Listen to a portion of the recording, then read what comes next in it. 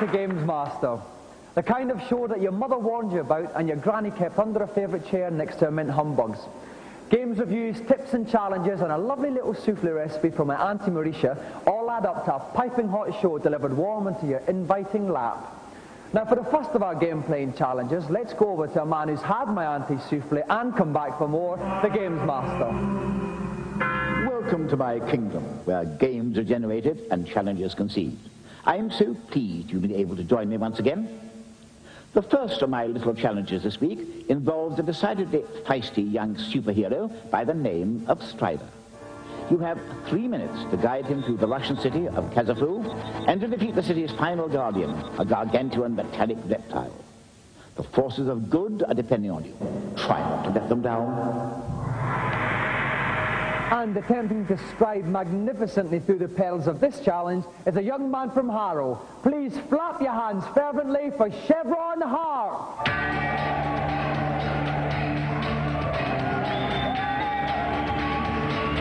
Welcome to Gamesmaster, Chevron.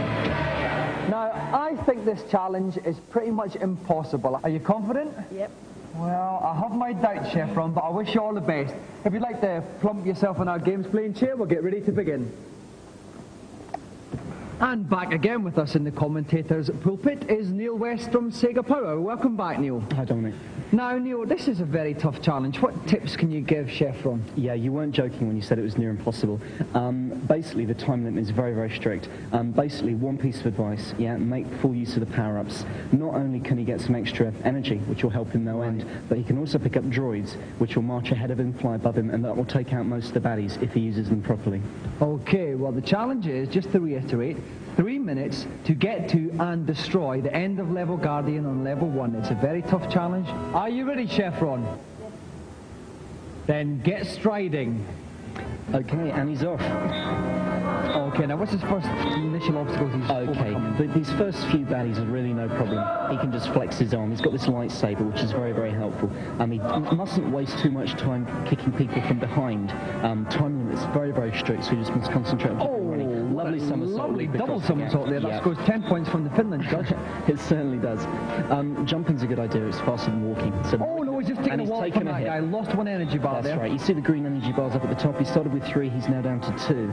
Okay, now there we go. Now we've got a droid. That will walk down ahead of him, sort out the baddies for him. The only trouble is it's quite slow, so it might hold him up. Right. This is tricky. Now he can do 2 things. He can either wait for them to lift, which is what he did.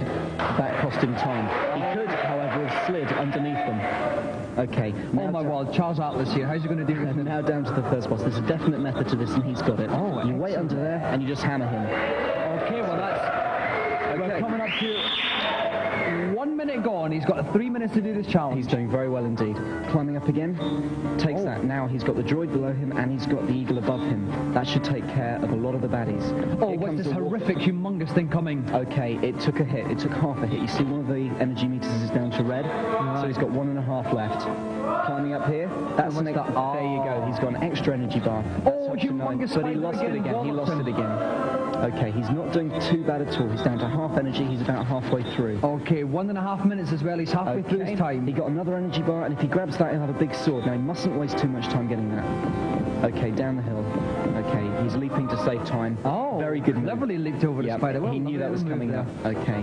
Now, where are we now? Right, he must crouch down, and he's got it. Oh, is there some kind of laser defense system? That's right. Guarding the catacombs underneath. There you go. He's made it. Oh, yes. What a smooth as a plane. That is a very, very clever move indeed. He took out the laser beam while he was falling. Very, very useful. Okay, and that's 2 minutes now. He's got 1 minute left. Oh, well, that's a lovely, lovely piece of acrobatics there from him. He took a good shortcut. He's now down to the boss. Now he's got to work out his my word, they're all jumping together. Here we go. What are they doing? Here we go. This is a caterpillar with its brandishing its... Oh my word, he's got him already. It's gone. No problems whatsoever. With 45 seconds to spare, Chevron made short work of that.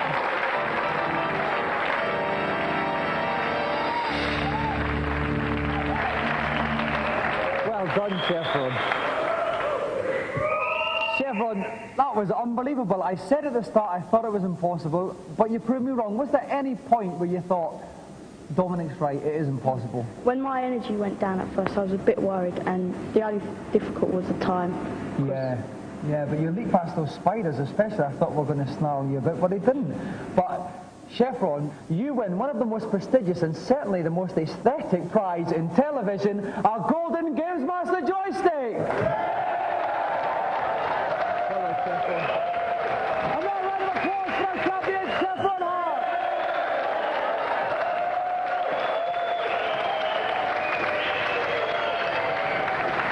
And as Chevron and his joystick stride majestically into the sunset, we'll take a look at this week's reviews. This week, hold on tight and try not to eject as we look at flight simulations. First up, on the Amiga, get high as a kite with Birds of Prey. Now, Birds of Prey is really sort of the Ferrari of flight sims. I mean, you're looking at something which is so horrendously complicated that you're quite chuffed you can actually get out of the hangar and take off. It was complicated enough to be interesting, but not overcomplicated, so you got bored of it. If you're sort of more of a train spotter sort of flight sim fan, then who wants everything to be accurate, you'll love it.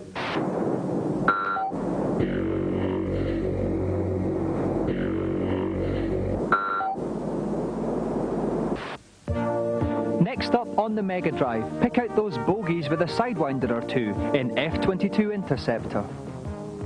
Loads and loads of hours of play there. Brilliant stuff, great graphics, great sound. On F-22, I just felt a little bit detached, a little bit removed. Maybe the colour's just a bit too bright, I'm not sure. Something looked console-y about it and not a simulation. F-22 was not very good because it was just too complicated controls on the joypad.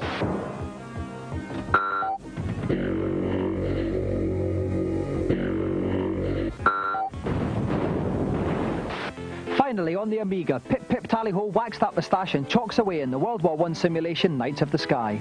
Knights of the Sky is good simply because it takes you back to the basics of seat-of-the-pants flying, as it was World War I style. The only drawback to Knights of the Sky is your enemy is a bit crap, really. I mean, one shot and they go down in loads of flames.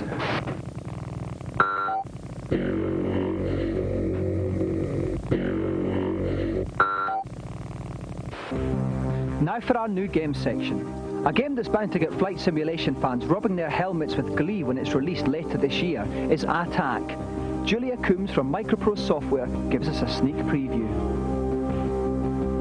Attack is set in the year 2001. It's in Colombia. You assume the role of Supreme Commander of a US government-controlled undercover agency.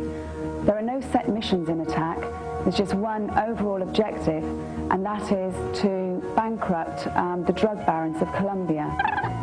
What we want to achieve with the game really is to extend the parameters that are set by current flight simulators on the market at the moment, because not only is there a true-to-life flight simulation aspect to the game, but there's also a huge strategy element in there as well.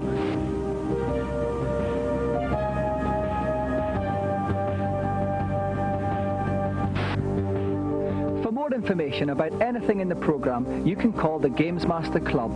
We'll give you the number at the end of the show. Now we go on to our celebrity challenge, and here to detail it, once again, is the Gamesmaster. Hello again. As you probably noticed by now, I'm rather partial to a bit of sport. Mens sana in corpore sano, as they say. For this week's second challenge, I thought I'd opt for a rather quirky new sport called baseball. If you don't know the rules, it's rather like our rounders. Contestants will have one innings each in which to score as many runs as possible. An innings is over when 3 batsmen are out. So keep your eye on the ball and give it your best shot. And to play this challenge, we are very lucky to have World Neo Geo Baseball Champion Emily Cash, who will be playing a husband, who by some strange quirk of fate is a pretty big hitter himself, 1987 Wimbledon champion, Pat Cash.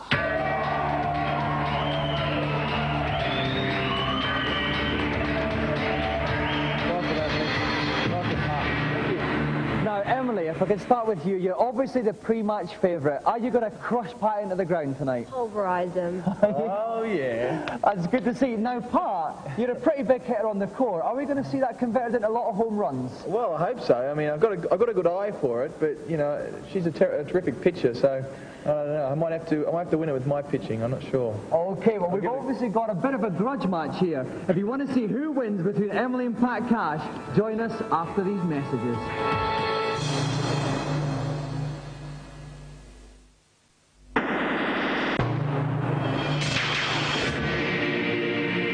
Welcome back to Gamesmaster. We are ready for a thrilling baseball contest between Emily Cash, who's playing the Wildflowers baseball team, and her husband, 1987 Wimbledon champion Pat Cash, who's opted for the comic Astro Boys. With me in the commentating box is Tim Boone from Computer and Video Games Magazine. Tim, welcome to the ballpark. Hi, Dominic. Now, general tips for our two players today. 1 innings each, they've got to score quickly. Absolutely. Well, Pat's up to bat first, and he's got to hit it as hard and fast as he can. With just 1 inning, there's no time for mistakes. He's got to go for those home runs. Emily's got to pitch well, field well, which means catching the ball whenever possible and coordinating her fielders at all times. It's going to be a tense match, this. Okay, and we must remember at 1 innings each, if there's no runs, it goes down to hits. So every single swing of the bat is important. Are our competitors ready? Absolutely. Then let's play ball. And we have Emily pitching first to Pat. He's going to start off with a nice strong pitcher, I feel. And it's, a nice little swingy pinch there from Pat. It's not going to be enough. He's out. First out for Pat. Okay, so comes in for the second one. Again a small hit. But he could get away with this one. It's going to be very close. He throws to the first base. Pat's running in and he's just made it. He's safe. So he come up for third man in and he's... a lovely little strike there. Floating, rising ball there from Emily. Emily altering her pitches very well in this game. Pat swings again, a little ground ball here. Is he going to make it? It could be a one-base hit here, and they're safe. Must be said, Emily's pitching very well.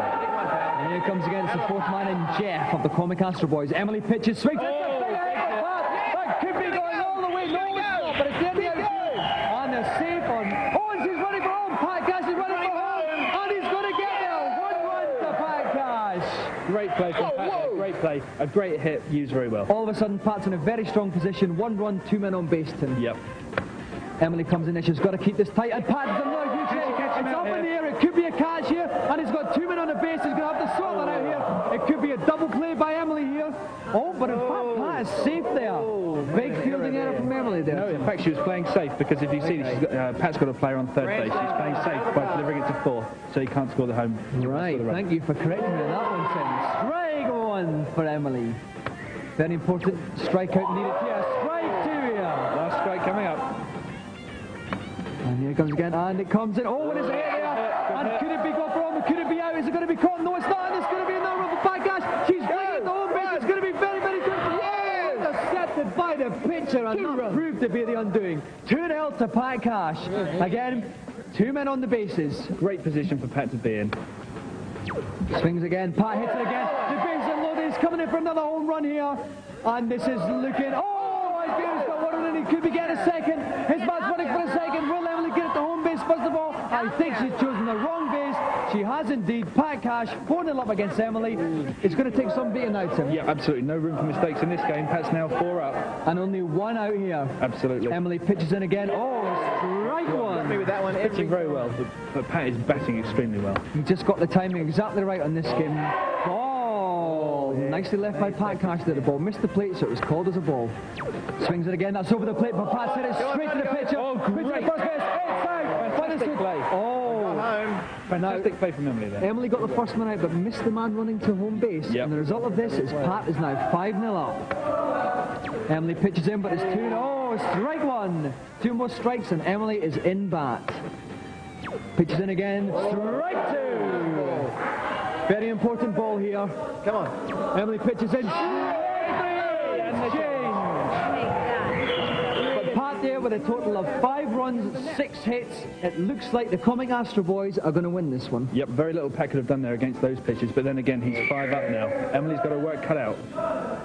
So Pat pitches in Emily, the first pitch in there. Emily hits it. Ground run for 1, but I think she's going to be out there. 1 out to Pat. Good drive. Oh dear, it's not looking good for Emily, but then Pat started off the innings with an out as well. That's right. Anything can happen. Pitches it in again. A nice little pinch it there. Is he going to make it to first base? Pat's throwing the ball and it's going to be very, very close here. And 2 out. This is where Emily needs the big hit to stay in the frame here. She's got to have a really big, she's got to go for home run. So it's up to Orchid of the Wildflowers here. Very, very nervous times here in the Gamesmaster ballpark. Emily, nice little pinch one, but it's going to be very... Oh, a fielding error by Pat there. Lets Emily get the first base. I think that field has gone short-sighted somehow. Pat pitches into Emily, swings it. Oh, another ground hit. This is looking dangerous. This is looking very dangerous indeed. Oh, but a save. Pat hesitated slightly there. Another fielding error from Pat. Yeah, he's obviously proved he can hit them. When it comes to catching them and throwing them, oh dear, different thing altogether. Different ball game. Again, very tense here. Pat pitches in. It's a big hit from Emily. Oh my word, that could go all the way. Oh, but she's got 2 men on the base here. One of them's going to run the third. I think we're going to see it out here. Pat's throwing again. Oh my word, Emily had 2 runners running to the same base. Pat tagged one of them, so it's the end of the ball game. Pat is the winner.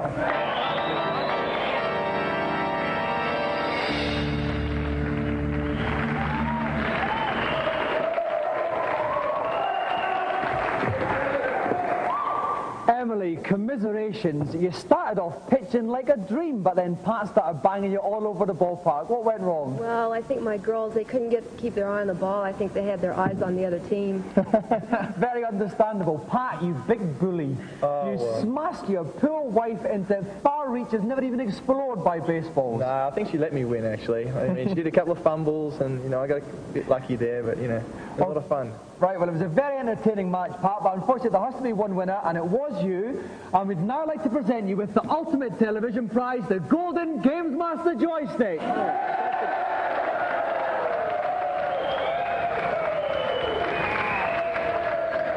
And another round of applause for Pat and Emily Cash.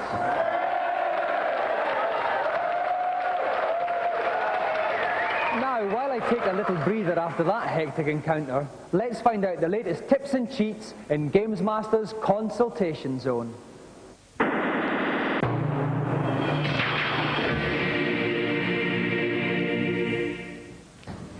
Hello, Gamesmaster. Welcome to my kingdom. I am delighted to see you. And what have you got to ask me? I'm playing the game Link for several months now, and I've found a hidden town, but I cannot find a magic key. Do you know where it is, please? Do I indeed, you audacious young urchin? Once you reach the hidden town, pick up the spell, and then cast it at the far right of the town.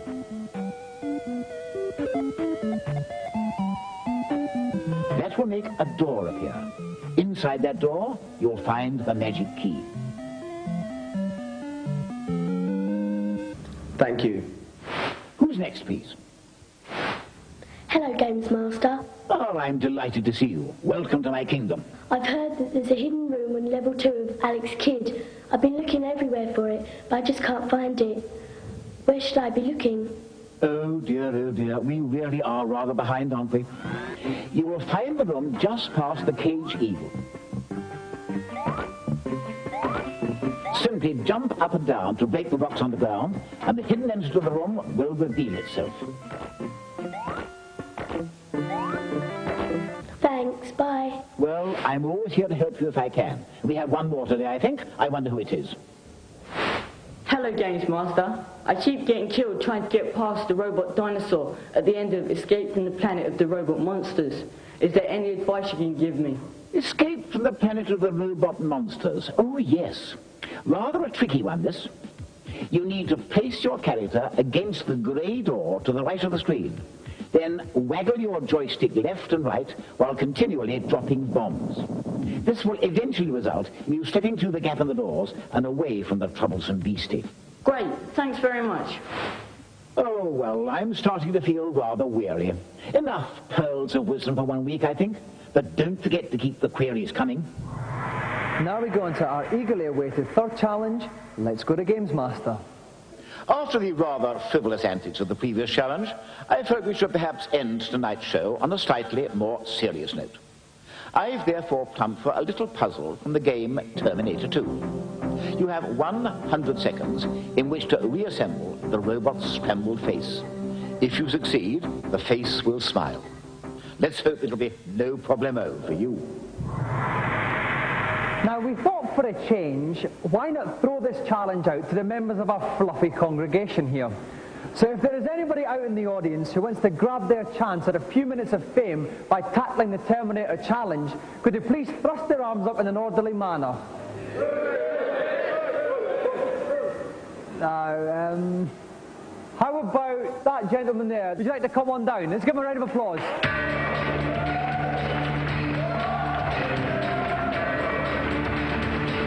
Welcome to Gamesmaster. And your name is? Martin. And where are you from, Martin? I'm from Stanmore in Middlesex. Right, now do you know the Terminator 2 game? Yeah. So you're familiar with our puzzle challenge? Yeah.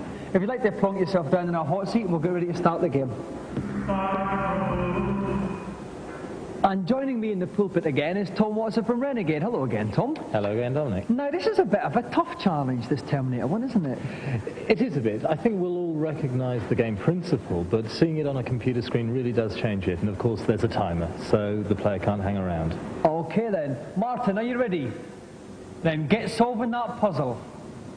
Right, so Tom, what should Martin's general tactics be? We know the puzzle, but how does it change in a computer format? Well, I think one of the things here is that he really has to look at the picture at the bottom right, which will give him the clue, albeit in black and white, of what he has to do in getting Arnie's face back together again. I think one of the real differences between the original physical, we can actually see he's getting the eyebrow section in there. He's just lining that up nicely. Right. One of the real differences here is that you don't have that sort of sense of touch and the ability to see the pieces closely. He's got 65 seconds left, so he seems to be doing okay. They seem to be forming into a sequence. Right, that's good. The eye's going into place now. He's getting the flesh areas together. You can see a part of the nose. So there, that drops into place. Yeah, I think he's doing quite well. Right, 50 seconds, just about halfway through his time. The crowd are giving him their encouragement. And this boy's doing remarkable. Oh, he's paused a bit there, maybe a little bit, getting a little bit tricky now as he gets near to the end of the puzzle, Tom. It has this habit of doing that. He's got one piece just slightly out of position. There it goes, the eye. Now he's got to get the right-hand side of the eye into place. He's trying to work it round, but as you can see, he's got the flesh in the way. It's not quite going. The time is ticking down. There's only 22 seconds left here. It's getting very tense. That looks like he's getting near there, though, but it's just, it's not quite going there, Tom. Any advice for him? Well, he's got that section. Yes, he's working down the bridge of the nose now. He really needs to get that central forehead piece into position. He's trying it at 7 seconds. Okay, 6, 5, 4, 3. He's not going to make it. 2, 1. Oh, and he's just out of time there.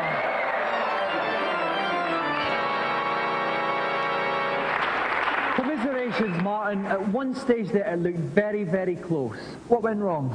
Well, as I got closer to the end, the pieces were harder to spot where they actually went, and I couldn't slot them in together. Well, we were all oohing and eyeing, everybody here. You put up an incredibly good show. Thank you very much for coming in to play Gamesmaster. Martin. And that's all for tonight's show. I'm off for an Earl Grey. Keep snug and warm till next week. Good night.